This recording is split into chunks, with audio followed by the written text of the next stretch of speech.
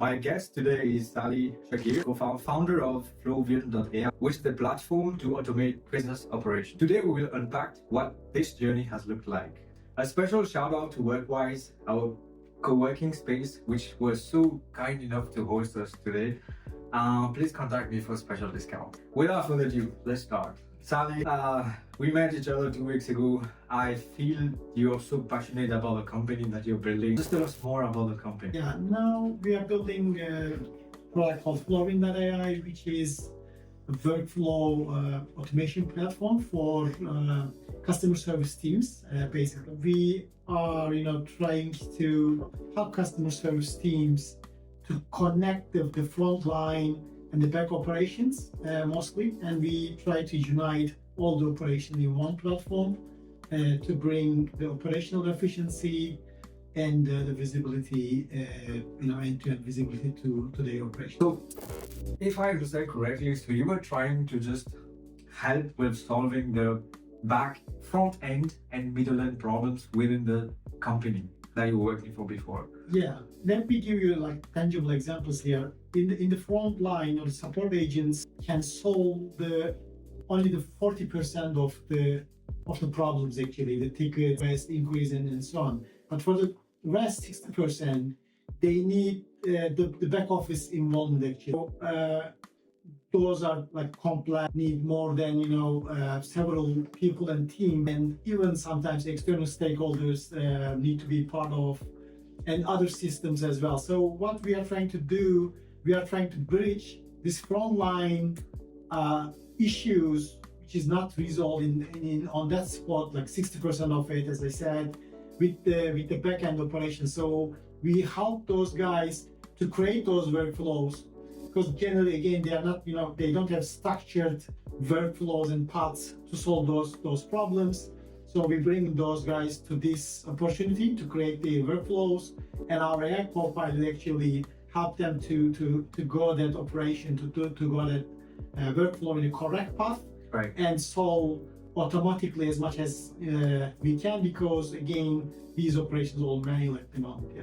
Absolutely. So if I understand correctly, it's more about operating more efficiently, cost reduction, and probably more profitable. And quick resolution time for these people. Customers generally get angry if their problem is not solved in a limited time, and we are bringing this customer success at the end of the day. Right. I know it's super competitive out here. Everyone is building, especially now. There's a lot of focus on AI. AI automation. It could be in any industries. I've seen it. So how do you differentiate, and what value addition are you providing besides from your competitors? The thing is, we are not like AI automation startup. We are not like AI automation platform. We are still operation management platform. So what I mean is, okay, AI started to automate a couple of things. They are doing good at some areas. They are not enough at a couple of areas, but our focus is still empowering the people, empowering the operations. So we are still focusing on this operation side of the things and end to end. So what I mean is, we still keep the humans in the loop. Okay, still, we put AI agents if for the repetitive and error prone mostly, but our main focus is solving these physical world problems as much as we can with the tech, and empower these people as much as we can with the tech. So we are not directly the AI company. We are AI powered operation management platform company. So who would you say would be your ideal customer at this point in the journey? Yeah, mainly the companies, the mid-size and large-size companies who has more than 15 and less than 50 people in their after sales and customer service teams. We can serve all the different industries, but our main or initial target of industries are logistics and inventory management companies, retailers and e-commerce companies, and fund and wealth management companies are early traction that we are seeing at the moment. Logistics and management companies, I feel that there's a great demand for those type of services that you're providing, 100%.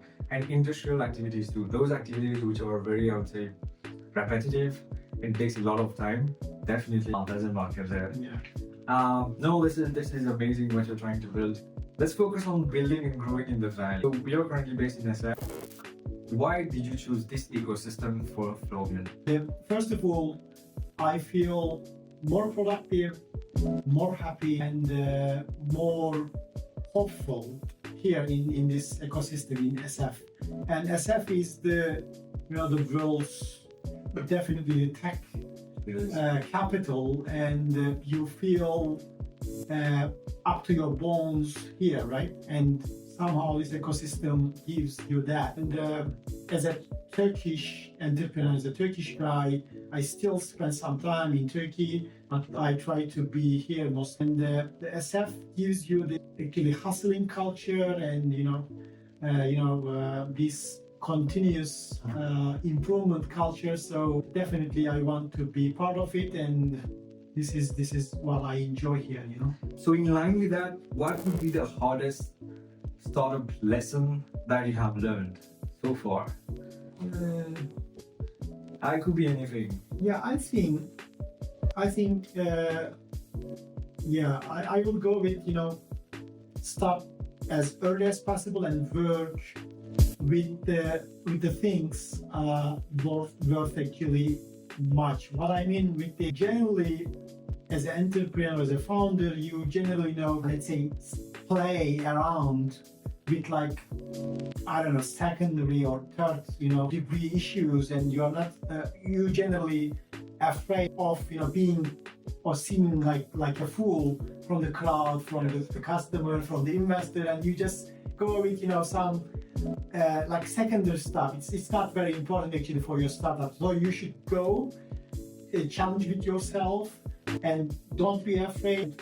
Sometimes, okay, you will be seen like a fool from outside, but do that, and you will get too many rejections, and this is kind of a embarrassment for you, but you should be facing with that, and you should definitely start as soon as possible and work on the things that matter most. Yeah. Without thinking about this embarrassment, seem like a fool or whatever. So just this is something that as a founder you should. I learned really late, and this is something that you should think about it. So for startups who are not here, but they want to come to the valley, should they plan? What should they, work on before coming here? What is the time frame that they should devote before coming here? Especially if they're fundraising their journey, or they're just looking for network, or just guidance, or just meet people here. What do you think they should do for our international audience? If they are startup founders and they have a product, and I think they should concentrate on their own market and get more traction, as much traction as they can from their own market, but they shouldn't be sunk at that marketplace. So they shouldn't forget, if they want to be a global player, they should be here in the US, and for that one, after they show some traction, they can come here for acceleration programs, other programs, and they can step in with this reason. Then they can take it from there, because this traction will give them a starting base, and it will give self-confidence, and Yes. then also it will give a good sign for their investors. But still, remember, investors wouldn't care about their hometown Correct. income and revenue. Yes. It should be still from the US, mostly 80% at least.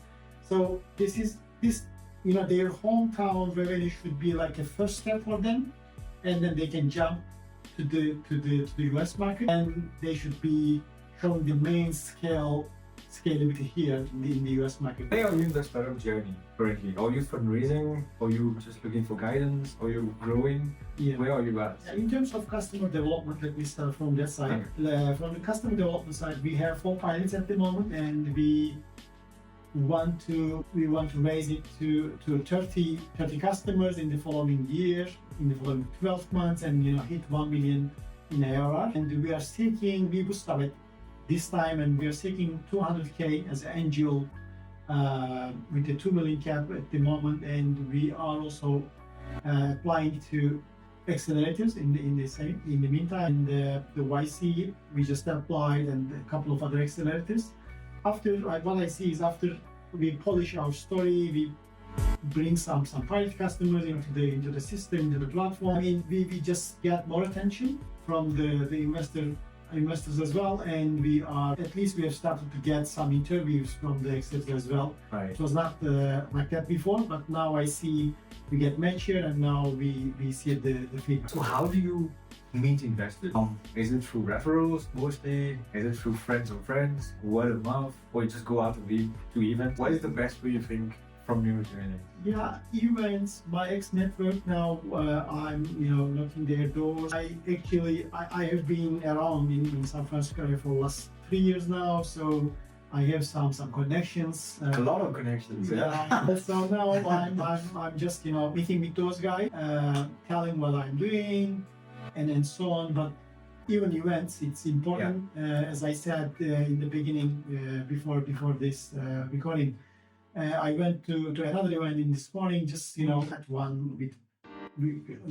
with one lady investor. So yeah, still they're around. You should chase after them, but you should create the reasons to make that connection as well. So do you get good feedback, or? Actually, it was a very crowded event, but only I showed myself in person.